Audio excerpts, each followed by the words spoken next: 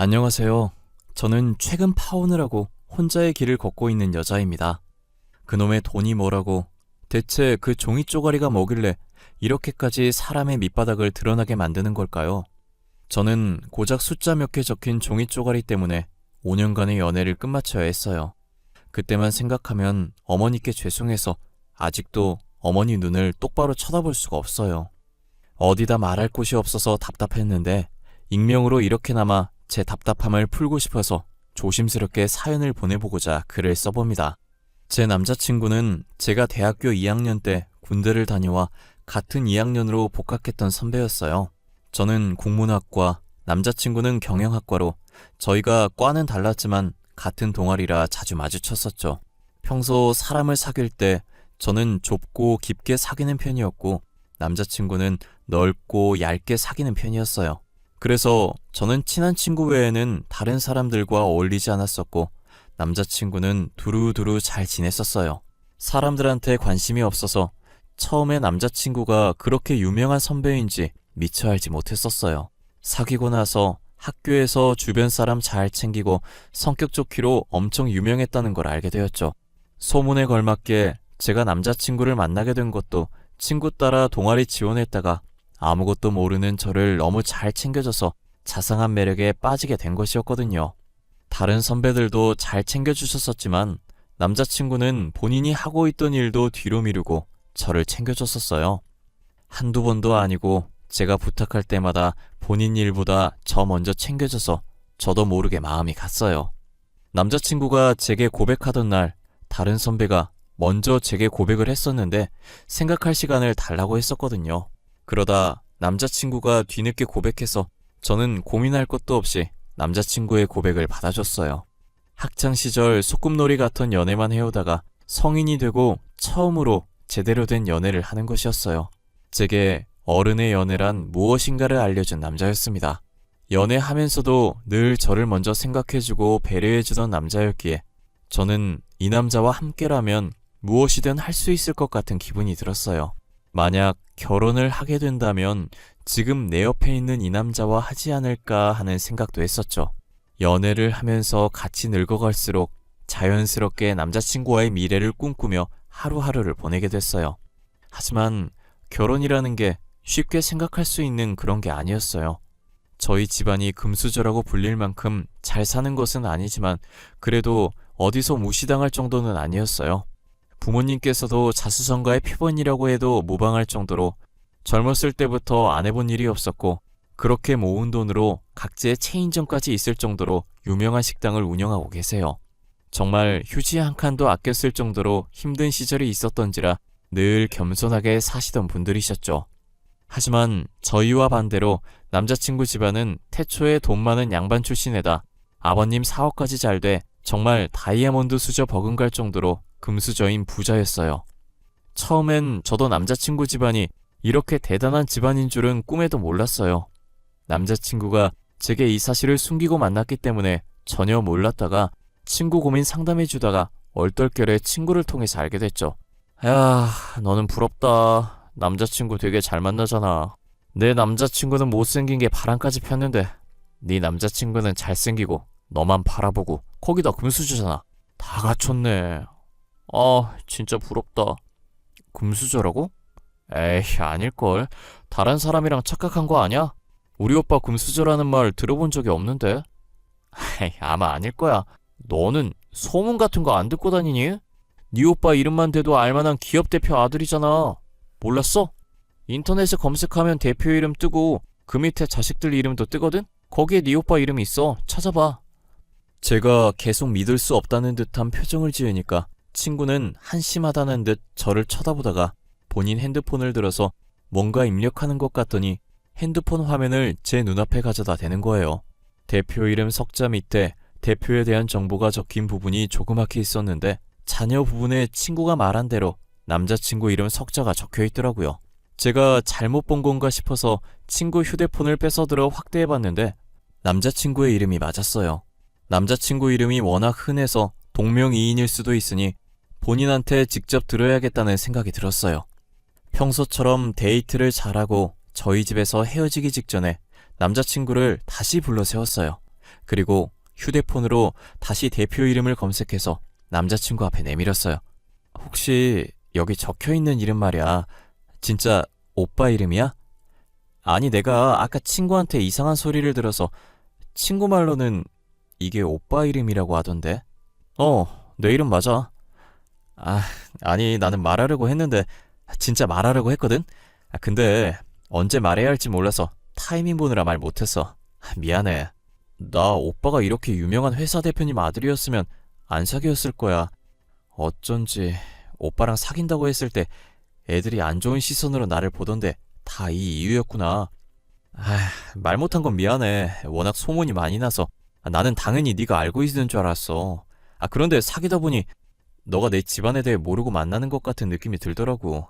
그럼 그때라도 말해줬었어야지. 왜 말 안 해서 사람을 바보로 만들어? 나 그만하고 싶어. 너무 부담스러워서 안 되겠어. 오빠가 날 어떻게 생각하든 상관없어. 미안해. 돈이 없어서 물로 배를 채우던 시절도 있다 보니 지금 잘 살아도 여전히 금수저들을 보면 부담스러웠어요. 자격지심이라고 하실 수도 있겠지만 제가 그렇게 자라온 터라 어쩔 수 없는 부분이었어요. 남자친구가 좋은 사람이라는 걸 잘 알지만 제가 가난했던 학창시절 금수저들에게 당한 게 많았거든요. 친구들은 물론이고 학교에 부모님이 오시면 친구들의 부모님도 저희 부모님을 돈 없다고 무시했었어요. 늘 부당한 대우를 당한 건 돈 없어서 당하기만 해야 했던 저희 같은 사람들이었죠. 그러니 제가 금수저들을 좋게 볼 수 없는 거예요.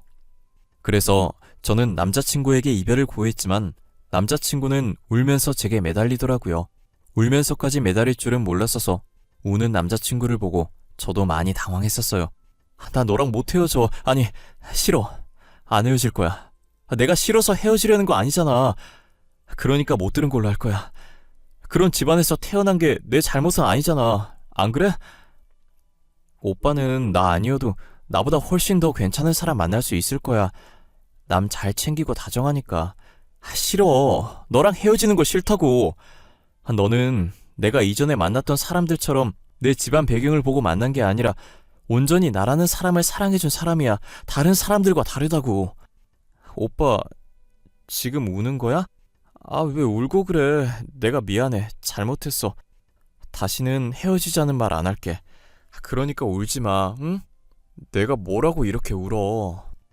남자친구는 말하다가 감정이 북받쳤는지 몸을 들썩거리면서 숨이 넘어갈 듯 울기 시작하는 거예요.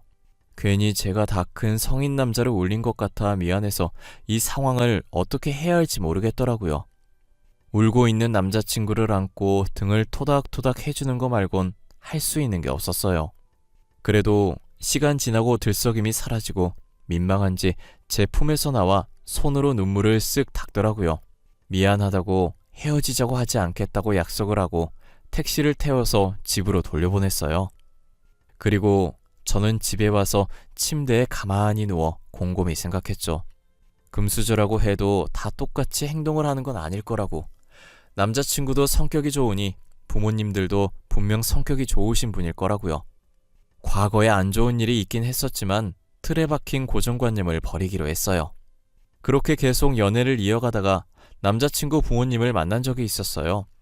남자친구와 함께 맛집에 가려던 길에 맞은편에서 오고 계시던 남자친구 부모님을 만나게 된 거예요.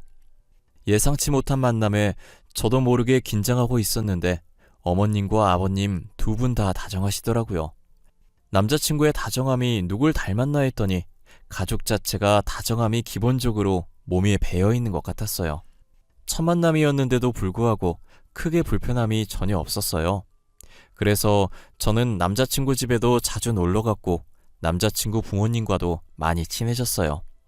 남자친구도 그 뒤로 저희 집에 자주 오고 부모님과 같이 저희 부모님 가게에 놀러 오기도 하고 그랬어요. 저희가 결혼을 한 것도 아니고 결혼을 약속한 사이도 아닌데 사돈하면서 부모님들끼리도 잘 지냈어요. 그렇게 남자친구 집에 왕래를 자주 하다 보니 어머님께서는 저를 정말 며느리로 생각하시고 사소한 걸로 집으로 부르시는 날들이 많아지셨어요. 결혼하려면 다 배워놔야 한다고 하시면서 일을 종종 시키셨었죠. 아직 결혼 얘기가 안 나오긴 했지만 미리 배워서 나쁠 건 없다는 생각에 군말 없이 했었어요. 아버님 생신날 저를 불러서 같이 음식을 차리자고 해서 학교 마치는 대로 장을 보러 갔어요. 어머님께서 문자로 남겨주신 재료들을 사고 나니 한 박스 꽉 차게 되더라고요. 무거운 상자를 팔로 어찌저찌 받쳐들고 낑낑거리며 남자친구 집에 도착했어요. 저는 쉴 틈 없이 재료를 주방으로 옮기고 어머님 옆에서 보조 정도만 해드렸어요. 그리고 아버님이 좋아하시는 음식들 레시피를 열심히 받아 적었어요. 간혹 어머님께서 좋아하는 음식들도 이야기하시길래 혹시나 하는 마음에 같이 받아 적었죠. 혹시나 했는데 역시나 어머님 생일상도 제가 차려야 하더라고요. 아버님 생일상 땐 어머님께서 도와주셨었는데 어머님 생일상엔 도와줄 사람이 없는 거예요. 그래서 전날 부랴부랴 레시피 검색해서 연습해보고 친정어머니께도 도움을 요청했어요. 음식 몇 개는 어머니가 만들어주신 것 가지고 오고 몇 개는 남자친구 집에 가서 직접 만들었어요. 그게 매년 아버님, 어머님 생신날에 반복됐어요. 그리고 사귄 지 4년 정도 되니 꼭 생신이 아니어도 가족잔치에 저를 불러서 음식을 하라고 시켰었어요. 저는 남자친구랑 결혼할 수도 있으니 밉보이기 싫어서 시키는 일 다 했었어요. 학교를 졸업하고 직장을 다니면서도 어머님께 불려다녔었죠. 지금 생각해보면 왜 그렇게까지 하나 싶지만 그땐 당연히 도와야 하는 일이라고 생각했어요. 그리고 어머님께서도 전혀 아기가 없어 보이셔서 그렇게 기분 나쁘지도 않았고요. 좋은 게 좋다고 덕분에 요리 실력이 늘었고 할 줄 아는 요리들도 많아져서 나름 괜찮았어요. 그렇게 저희는 5년이라는 시간이 지나서 둘 다 취업에 성공했고 어느 정도 직장에 적응도 했어요. 저는 국어교사가 되었고 남자친구는 아버님 회사로 들어가서 일을 하기 시작했죠. 이제 안정적인 상태가 되었을 때 남자친구가 프로포즈를 하더라고요. 이런 날을 상상만 하다가 막상 닥치게 되니 되게 미묘한 감정이 드는 거예요. 프로포즈를 받으면 마냥 좋을 줄 알았는데 이상하게 시원섭섭했어요. 희윤아, 표정이 왜 그래? 혹시 나랑 결혼하기 싫어서 그래? 나만 결혼하고 싶은 건가? 아니야, 좋아, 좋은데 뭔가 시원섭섭해. 나도 맨날 오빠랑 결혼하는 상상하거든? 근데 막상 결혼이라는 단어랑 맞닥뜨리니까 마냥 좋지만 않아. 무섭기도 하고 그래. 왜 벌써부터 겁을 먹고 그래? 내가 있잖아. 우리 둘은 분명 잘 살 수 있어. 지금도 봐. 한 번도 싸운 적 없이 5년간 잘 지내왔잖아. 그렇긴 한데 결혼은 현실이니까. 아니야. 미리 걱정해서 뭐해. 부딪혀 보는 거지. 오빠랑 함께면 무서울 것 없어. 우리 행복한 날만 가득할 거야. 그치? 저는 여러 가지 감정들을 묻어두고 남자친구의 프로포즈를 받아들였어요. 부모님과도 서로 잘하는 사이라 상견례를 간단히 하고 결혼 날짜는 여유롭게 조금 길게 잡아놨어요. 저희 신혼집은 아버님께서 해주기로 했고 혼수는 저희 부모님께서 해주기로 했죠. 그리고 예식장이나 턱시도, 드레스같이 결혼식에 필요한 것들은 저희 돈으로 하기로 했어요. 다들 조금의 불만도 없이 순식간에 각자 분담이 정해졌어요. 그때까지만 해도 준비만 잘한다면 제 결혼은 아무런 문제가 없을 줄 알았어요. 하지만 제가 5년 동안 예비 시어머니를 봐오면서 그동안 모르고 있던 사실이 하나 있었어요. 한없이 다정했던 예비 시어머니에게도 단점이 있었는데 그건 바로 돈에 대한 자부심이었어요. 돈도 남들보다 넘치도록 많으면서 누군가가 비싼 걸 턱턱 사면 혼자서 경쟁의식이 강해지세요. 경쟁이라도 하듯 돈을 쓰시려고 하고 자신의 돈이 더 많다는 걸 증명하고 싶어 하셨죠. 그리고 모든 사람을 자신의 밑으로 둬야 하는 분이었어요. 피라미드 모양의 먹이사슬에 자기가 제일 꼭대기에 있어야 하는 분이셨죠. 자신보다 위라는 생각이 드는 사람이 있다 싶으면 물어 뜯어서라도 자기 밑으로 만들었어요. 알고 보면 시어머니의 다정함도 자신보다 하찮은 사람에게 베푸는 아량 같은 것이었어요. 예비 시어머니께서는 저를 집으로 불렀고 혼수 리스트를 제게 내미셨어요. 전체 총합계를 보는데 저희 부모님이 예상하시는 것보다 훨씬 적게 나왔더라고요. 아무래도 부잣집에 시집 보내는 거라 예비 시어머니 눈이 높을 거라고 생각해서 저희 부모님께서 예산을 높게 잡고 계셨었거든요. 아직 결혼하려면 시간 많이 남았지만 그래도 일단 생각나는 혼수들 먼저 쫙 정리해봤어. 나중에 더 생각나면 추가될 수도 있어. 대충 기본적으로 저렇게 준비해두면 될 거야. 생각보다 많이 없네요. 알겠어요. 일단 이렇게는 준비해두고 있을게요. 입주 날짜에 맞춰서 준비하면 되는 건가요? 아니면 신혼집 계약하면 바로 넣을 수 있게 준비할까요? 그건 너희가 편한 대로 하면 될 것 같구나. 집 계약하면 결혼식 전에 먼저 살고 있어도 되고, 아무래도 먼저 살아봐야 서로 어떤 성향인지 잘 알지 않겠니? 어머님 말씀도 맞는 말인 것 같아요. 그럼 집 계약하는 대로 혼수 드리는 걸로 할게요. 저는 흔쾌히 예비 시어머니께서 주신 혼수 리스트대로 준비하겠다고 했어요. 친정 부모님께도 리스트를 보여드리니 생각했던 것보다 훨씬 작게 나왔다고 의아해 하시더라고요. 생각나는 것만 일단 정리한 거라고 아직 살 게 더 있을 수도 있다고 했어요. 아직은 예산에 여유가 있어서 그런지 부모님도 별말 없이 리스트를 보면서 고개를 끄덕이셨어요. 며칠 뒤 예비 시어머니는 혼수 추가된 게 있다고 다시 집으로 부르셨어요. 저는 추가된 리스트를 찬찬히 보는데 아직까지도 예산보다 넉넉한 가격이더라고요. 그런데 요즘 전자레인지 오븐 겸용으로 나온 제품들이 많은데 굳이 따로 사라고 되어 있는 거예요. 어머님, 요즘 전자레인지랑 오븐 겸용으로 나온 제품 많아요. 그거 하나 사는 게 더 이득이지 않아요? 공간 차지도 덜할 것 같고요. 전자레인지, 오븐 각각 본연의 기능을 써야지. 겸용으로 쓰면 안 되는 기능이 분명히 있을 거야. 그냥 따로 사는 게 더 나아. 아, 그래요? 근데 저희 오븐 잘 안 쓸 것 같은데 저희 집도 오븐을 안 써서 없거든요. 우리 아들은 오븐으로 이것저것 간식거리 잘 만들어 먹어. 봐봐, 우리 집에도 저기 오븐 있잖아. 저것도 우리 아들밖에 안 쓰거든. 아, 그렇구나. 알겠어요. 이것들만 더 추가하면 되는 거죠. 그럼 저희가 준비할 혼수는 이게 끝이에요? 일단은 이게 끝이긴 한데 작은 것들만 먼저 준비해놓고 있어봐. 냉장고, TV 같은 큰 제품들은 수정할 수도 있어서 조금 시간을 두고 준비하는 게 좋겠어. 저는 알겠다고 하고 추가된 리스트를 친정 부모님께 전달해드렸어요. 예비 시어머니께서 말씀하신 대로 작은 제품들만 먼저 준비해달라는 말도 같이 전했죠. 제가 어떤 혼수든 척척 해오겠다고 하니 예비 시어머니께서 돈부심이 생겼는지 그렇게 몇 번이고 예비 시어머니한테 불려가서 혼수 리스트를 수정해야 했었어요. 냉장고, TV 같은 경우에도 최신 모델이 나올 때마다 계속 수정하시고 당시 제일 비싼 제품들로만 골라서 제게 보내주셨었어요. 뭐랄까, 니네가 언제까지 내 조건을 다 맞춘다고 할 수 있을지 보자, 약간 이런 생각인 것 같았어요. 저희 부모님은 어떤 것에서 흠잡히면 안 된다고 예비 시어머니의 조건을 다 맞추려고 하셨죠. 몇 번이나 수정된 리스트를 주고받았는데도 여전히 끝나지 않았어요. 저희 예비 시부모님은 돈이 그렇게 많아도 그동안 가정부를 들이지 않았었거든요. 주변 사람들이 가정부를 고용했었는데 가정부들이 집안에 있던 돈을 들고 도망간 걸 많이 봐서 혹시나 예비 시부모님도 그런 일을 당하게 될까봐 고용하지 않으신 거예요. 그런데 한 번은 저도 있는 자리에서 예비 시어머니께서 가정부를 한번 고용해볼까 싶다는 거예요. 여보, 우리도 가정부를 한번 고용해볼까 해요. 나도 이제 나이가 있어서 그런지 조금만 움직여도 삭신이 쑤시고 그래요. 아이, 그래? 하긴 우리도 이제 많이 늙었지. 조만간 손잡아야 할 나이니까 당신 편한 대로 해. 주변에 믿고 맡길 사람이 있나 모르겠네. 제가 아는 사람 중에 믿을 만한 사람이 한 사람이 있긴 해요. 지금 버는 돈보다 더 많이 준다고 하면 올 수도 있어요? 그렇게까지 하면서 데리고 올 정도로 믿음직한가 봐. 그럼 그 사람한테 말 잘해봐. 돈은 얼마든지 준다고 하고.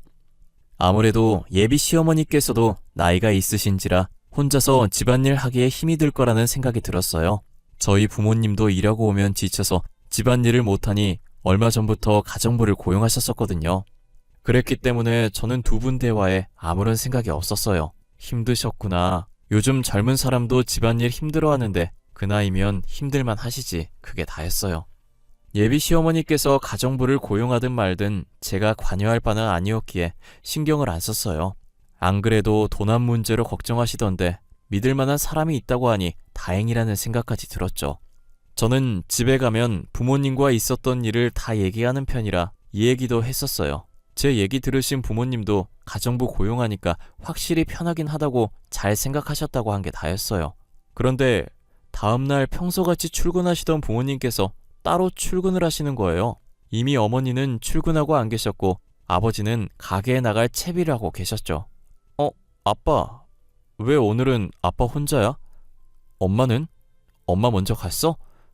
오늘 무슨 단체 손님 있어? 가끔 단체 손님 있을 때 따로 출근하시잖아. 그게 너네 엄마 당분간 다른 곳에 일해주기로 했어. 급한 일인지 도와달라고 했다네.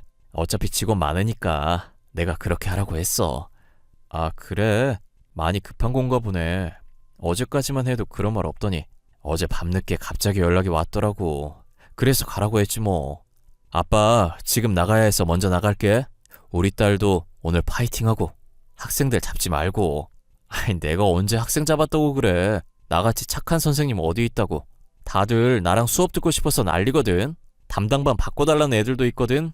제가 어머님 어디 갔냐고 묻자 아버지는 많이 당황해하는 듯해 보였어요.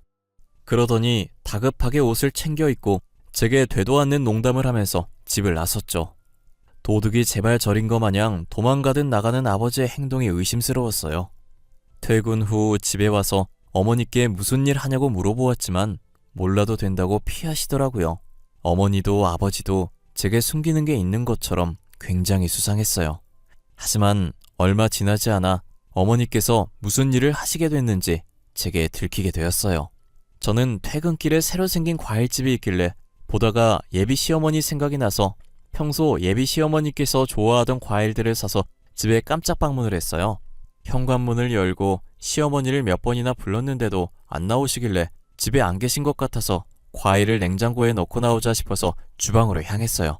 그런데 주방에 익숙한 실루엣의 여자분이 앞치마를 입고 서 있는 거예요. 이번에 오신 가정부신가 했는데 체형이 저희 어머니와 너무 비슷하더라고요. 설마 하는 마음에 걸음을 멈추고 그 자리에 서서 엄마라고 불렀어요.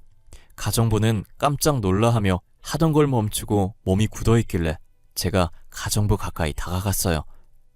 엄마? 엄마 맞잖아. 엄마가 여기 왜 있는 거야? 앞치마는 왜 입고 있는 건데?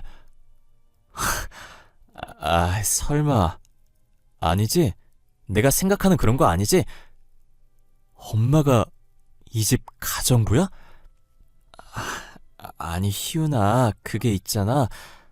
사돈께서 가정부가 오늘 못 온다고 했다고 하셔서 오늘만 봐달라고 하시길래 딱 오늘 하루만 대신 해주고 있었던 거야. 거짓말 치지 마. 내가 바본 줄 알아? 엄마 왜 딸을 바보로 만들어? 며칠 동안 아빠랑 따로 출근했더니 여기서 일하고 있었던 거지, 그치? 어머 아줌마, 주방이 왜 이렇게 시끄러워요? 욕실까지 소리 지르는 소리가 다 들리잖아요. 아가, 너 언제 왔니? 지금 이 상황 어떻게 된 거예요? 그리고 저희 엄마가 왜 아줌마예요? 하나도 빠짐없이 다 말하세요. 집 다 엎어버리기 전에. 당장요. 저희 어머니한테는 가정부 노릇시키고는 자기는 여유롭게 샤워나고 있었더라고요. 어머니가 이러고 있는 줄도 모르고 저런 사람 먹일 거라고 과일 사온 제가 너무 한심했어요. 저번에 예비 시어머니가 가정부 얘기하면서 믿을 만한 사람이라고 했던 게 저희 어머니였어요. 사돈이니 돈 들고 훔칠 위험 적다고 생각했던 것이었죠. 거기다 돈부심 장난 아닌 자기가 내미는 값비싼 혼수들을 고작 식당이나 운영하는 집안이 떡하니 해온다고 하는데 얼마나 짜증났겠어요. 이런저런 이유로 저희 어머니를 자기 발 아래에 두기 위해서 가정부로 고용하신 거예요. 저희 어머니는 혹시나 자신이 거절하면 앞으로 제 결혼 생활이 안 좋아질 것 같아서 제안을 받은 거고요. 아줌마라고 불렀던 건 공과 사를 구분하자고 예비 시어머니께서 먼저 그렇게 하자고 했대요. 예비 시어머니 말만 들어도 정말 너무 화가 나는데 그보다 더 화가 나는 건 뭔지 아세요? 이 일을 남자친구도 알면서 제게 말을 하지 않았다는 사실이에요. 그것도 모자라서 예비 시어머니와 똑같은 행동을 하고 있었어요. 제가 온 것도 모르고 집에 들어와서 아줌마라고 부르며 밥 달라면서 주방으로 걸어오더라고요. 피곤했는지 반쯤 감긴 눈 비비면서 들어왔었는데 저를 발견하고는 눈이 동그래지는 거예요. 희훈아, 너가 여기 어떻게... 왜... 우리 오늘 여기서 만나는 약속 없었잖아. 여긴 연락도 없이 무슨 일로 온 거야? 무슨 일? 내가 언제는 무슨 일이 있어야만 여기 왔었어? 니네 가족 진짜 짜증난다. 내가 이래서 금수저들을 싫어하는 거야. 돈 많으면 다 되는 줄 알고 이 짓거리나 하고. 희윤아, 나도 처음에 몰랐어. 예비 장모님이 가정 보러 오실 줄 몰랐다고. 집에 와보니까 예비 장모님이 계셨었고 이미 우리 엄마랑 얘기 다 끝났다고 해서 너랑도 얘기 다 끝난 줄 알았어. 그 입 다물어. 변명 같은 거 듣고 싶지 않으니까. 그리고 네 입에서 구린내 나. 입 닫아. 아줌마 이러고 있네. 진짜 어처구니가 없어서. 엄마, 앞치마 벗어. 집에 가자. 제가 어머니를 데리고 나가려고 하자 예비 시어머니께서 방 안에 들어가더라고요. 그러더니 저희를 따라 나와서 두툼한 돈봉투를 어머니 손에 쥐어주더라고요. 끝까지 실망감을 안겨주길래 너무 어이가 없어서 저도 모르게 실수가 나왔어요. 그리고 어머니 손에 쥐어진 돈봉투를 제가 뺏어들었고 그대로 시어머니 면전에 던져버렸어요. 두툼해서 꽤나 타격감이 갈 거라고 예상했는데 역시나 아픈지 코를 부여잡더라고요. 그리고 돈봉투는 터져서 돈들이 땅을 이리저리 뒹굴고 있었어요. 주변에서는 돈을 보고 주우려고 다가왔고 예비 시어머니는 그렇게 돈 많은 척 유세를 떨더니 허겁지겁 떨어진 돈을 주기 바쁘더라고요. 혼자 보기 너무 아깝길래 그 모습을 열심히 촬영해주고 집으로 돌아왔어요. 집에 와서 씻고 나왔는데 남자친구에게 연락이 와 있더라고요. 부재중이 몇 개 찍혀 있고 제가 전화를 받지 않자 문자를 여러 개 보낸 듯 했어요. 5년이나 사귀었는데 어떻게 그렇게 매정하게 갈 수 있냐는 내용들이었어요. 저는 답할 가치도 못 느껴서 대꾸도 안 하고 폰을 덮어버렸어요. 그 뒤로도 몇 번 연락 왔었는데 싸그리 다 무시했어요. 저랑 그렇게 헤어지고 전 남자친구가 부잣집 여자와 선을 본 것 같더라고요. 저는 전 남자친구가 잘 되는 꼴이 보기 싫어서 예비 시아버지 회사 익명 사이트에 그 집안의 본 모습을 익명으로 올렸어요. 저희 어머니 가정부 사건도 제가 다 녹음하고 있었거든요. 그 녹음본이랑 돈 줍는 예비 시어머니 영상까지 다 올렸어요. 당연히 명예훼손으로 고소당할 준비까지 다 하고 올린 글이었어요. 그래도 자식들이 한 짓이 쪽팔린 건 아는지 고소까지는 안 하더라고요. 대신 제가 쓴 글 좀 삭제해달라고 난리였죠. 자기 아들 앞길 망칠 생각이냐며 제 글 때문에 부잣집 여자와 헤어졌다면서요. 저는 여자 앞길 생각해서 적은 것이었는데 헤어졌으면 다행이라고 앞으로 다른 여자들 앞길 생각해서 글은 못 지어주겠다고 하고 끊어버렸네요. 세상은 돈만 있다고 살아갈 수 있는 것이 아닌데 어리석은 사람들이 왜 이렇게 많은지 모르겠어요. 전 남자친구를 만나며 금수저에 대한 제 고정관념을 깨버릴 기회였으나 오히려 더 독이 되어버렸네요. 있는 사람들이 더한다는 말이 딱 전 남자친구 집안을 보고 하는 말 같네요.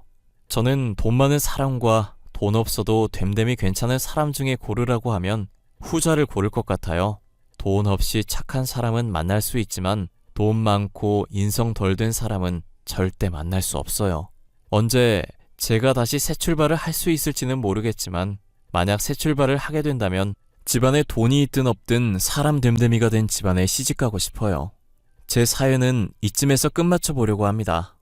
여러분들도 돈이 다가 아니라는 걸 제 사연을 통해 아셨으면 좋겠어요. 그리고 주변 사람들에게 자신이 어떻게 행동하고 있는지 돌아보는 시간이 됐으면 합니다. 지금까지 제 이야기 들어주셔서 감사하고 늘 건강하시길 바랄게요. 감사합니다.